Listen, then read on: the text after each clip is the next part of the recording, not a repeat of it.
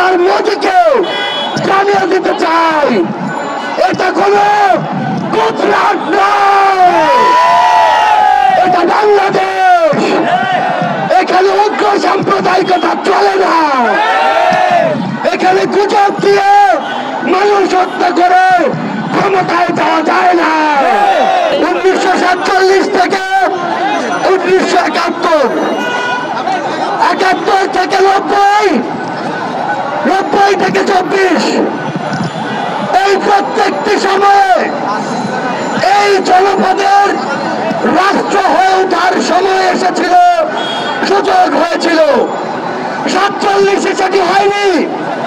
71-এ শেখ মুজিবুর রহমান তার ব্যক্তিগত পারিবারিক মুজিববাদ প্রতিষ্ঠা করতে গিয়ে বাংলাদেশ রাষ্ট্রের স্বার্থ বিসর্জন দিয়েছিল। এই শেখ মুজিবুর রহমান রাষ্ট্র প্রতিষ্ঠা না করে মুজিববাদ প্রতিষ্ঠা করতে চেয়েছিল। মুজিববাদ প্রতিষ্ঠা করতে গিয়ে দেশের সংবিধান ধ্বংস করেছিল। মুজিববাদ প্রতিষ্ঠা করতে গিয়ে সার্বভৌমত্বকে ভারতের কাছে লিজ দিয়েছিল। মুজিববাদ প্রতিষ্ঠা করতে গিয়ে বিগত 16 বছরে খুনি হাসিনা বাংলাদেশের নাগরিকদের হয় দালাল বানিয়েছে, না হয় দাস বানিয়েছে। এই খুনি হাসিনা আমাদেরকে বিগত 16 বছরে নাগরিক হয়ে উঠতে দেয়নি। 24-এর ছাত্র জনতার অভ্যুত্থানের পরে, এত রক্তের পরে, জীবনের পরে আমাদের সুযোগ হয়েছে নাগরিক হয়ে ওঠার। বাংলাদেশের ছাত্র জনতা আমরা ঐক্যবদ্ধ ভাবে নাগরিক হয়ে উঠব তো?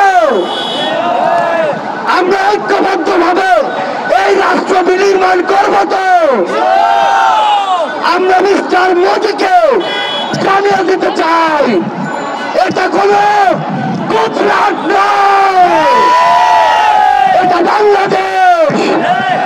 এখানে উগ্র সাম্প্রদায়িকতা চলে না, এখানে গুজব দিয়ে মানুষ হত্যা করে ক্ষমতায় যাওয়া যায় না।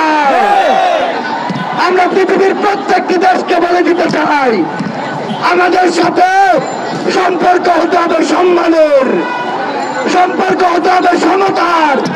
কেউ যদি শোষণের দৃষ্টিতে আমাদের দিকে তাকায়, আমরা সেই চোখ উপড়ে ফেলব। আমরা আপনাদেরকে একটি কথা বলে দিতে চাই, আগামীর বাংলাদেশে আপনাদের হয়ে জাতীয় নাগরিক কমিটি সাম্য, মানবিক মর্যাদা এবং ন্যায় বিচারের বাংলাদেশ রাষ্ট্র কায়েম করবে। আমরা ঐক্যবদ্ধ ভাবে আগামীর বাংলাদেশে সকল ফ্যাসিস্ট খুনিদেরকে, স্বৈরাচারকে প্রতিহত করব। আপনাদের সাথে আমাদের আগামীর পথ চলা হবে সংগ্রামের রাজপথে, অথবা বিজয়ে। ইনকিলাব জিন্দাবাদ।